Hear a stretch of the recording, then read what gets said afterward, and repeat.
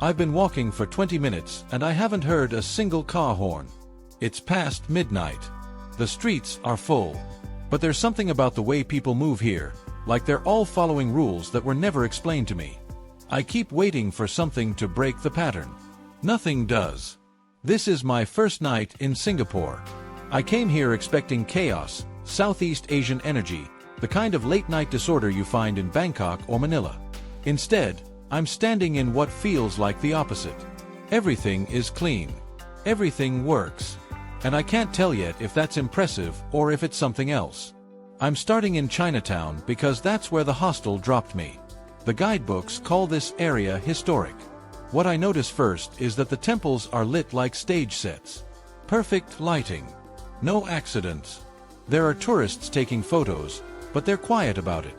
Even the way people hold their phones feels different here. I watch a woman stop at a crosswalk. The light is red. There are no cars. She waits. A few others join her. We all wait. The light changes. We cross. That's when I realize I'm the only one who looked both ways first. I decide to follow the locals. Not literally, that would be strange. But I start noticing where they go when the tourists thin out. There's a hawker center a few blocks from the main temple district. It's open air, fluorescent lit, and packed. The air smells like chili crab and something sweet I can't identify yet. I sit down at a table that's still wet from being wiped. No one looks at me. That's not hostility. It's just how it is. People here seem to operate in their own radius. There's space between strangers, even in crowds. I order chicken rice from a stall where the woman barely speaks. She points at a laminated menu. I point back. She nods. 3 minutes later, a plate appears. The chicken is cold. I didn't expect that. But everyone else is eating the same thing, so I assume this is correct. The rice is oily.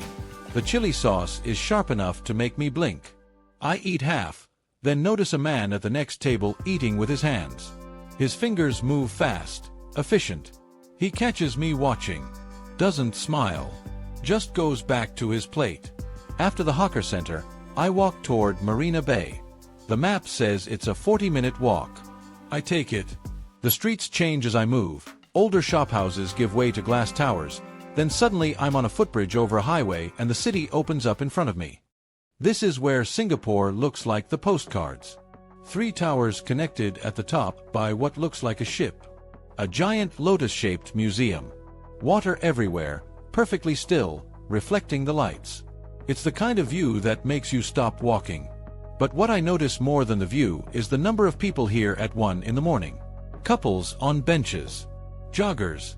A group of men in business shirts smoking near a railing. No one is drunk.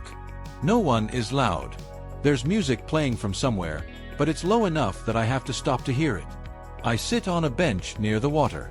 A woman sits down a few feet away. She's on her phone. After a few minutes, she pulls out a small container of cut fruit and starts eating with a fork. Mango, I think. She finishes, wipes the fork with a tissue, puts everything back in her bag, and leaves. The bench is cleaner than when she arrived. That's when it starts feeling deliberate. Not the cleanliness, that's obvious, but the way people carry themselves. Like they've all agreed on something I wasn't told about. I keep walking. Past the bay, into a neighborhood called Kampong Glam. The architecture shifts, low buildings, narrow streets, murals on walls.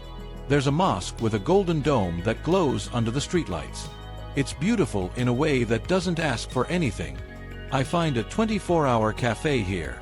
The kind with mismatched furniture and handwritten menus. It feels like a place that's trying to be spontaneous, but even that feels controlled. The barista makes my coffee without asking how I want it. It arrives correct. There are 2 other people inside. One is reading. One is on a laptop. No one talks. I sit by the window and watch a street cleaner move past. It's 2 in the morning and someone is sweeping the sidewalk. The broom makes a soft scraping sound. He doesn't rush. I start to notice something about the rules here. They're not enforced by people. They're just present. Like invisible architecture. You can feel them even when no one is watching. By 3, I'm in Little India. The streets are tighter here, more color, more sound. A few shops are still open, selling flowers, spices, gold jewelry under bright white lights. The smell is different.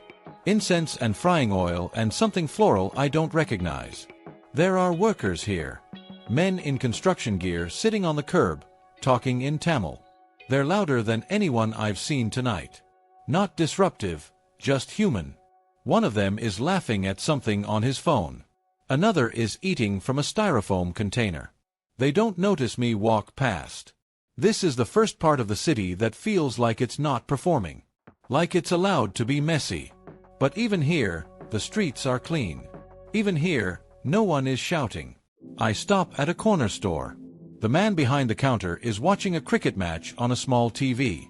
I buy a bottle of water. He doesn't look away from the screen when he takes my money. I don't mind. Outside, I see a police car roll past. Slow. The officers inside aren't looking for anything specific. They're just present. No lights. No sirens. Just a reminder that someone is always watching, even when you can't see them. I walk back toward the city center. It's almost 4 now. The sky is still dark but starting to soften at the edges. I find a park near the river. Fort Canning, the sign says. There are joggers here.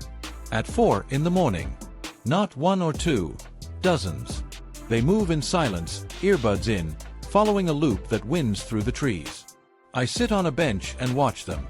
None of them make eye contact. None of them stop to stretch or check their phones. They just run. It's efficient. It's disciplined. And I can't tell if they're doing this because they want to or because this is what people do here. That's when I start to feel it. The weight of the system. Not oppressive, just constant. Like gravity. You don't resist it. You adjust. I think about the woman eating fruit by the bay. The commuters waiting at the empty crosswalk. The street cleaner at 2 in the morning. All of them moving inside the same invisible structure. All of them fine with it. By 5, the city is waking up. The MRT stations are filling with people in office clothes. The hawker centers are setting up for breakfast. I buy coffee from a stall where the man pours it back and forth between 2 cups to cool it down. The motion is practiced, theatrical, but not for me. Just how it's done. I sit at a plastic table and drink it. The coffee is sweet and thick and tastes like condensed milk. A man sits across from me. Doesn't ask. Just sits. We don't speak. He reads his phone. I watch the station fill. There's a rhythm here that I'm starting to hear. It's not fast. It's not slow. It's exact. People arrive on time. Trains leave on time. No one rushes because no one is late. I think about what would happen if I broke a rule. Not a law, just a norm. If I crossed against a red light. If I left trash on a table. If I spoke too loud in a quiet train car. I don't think anyone would stop me. But I think I'd feel it. That weight again. That sense of falling out of sync. I spend the last hour before sunrise walking through the financial district.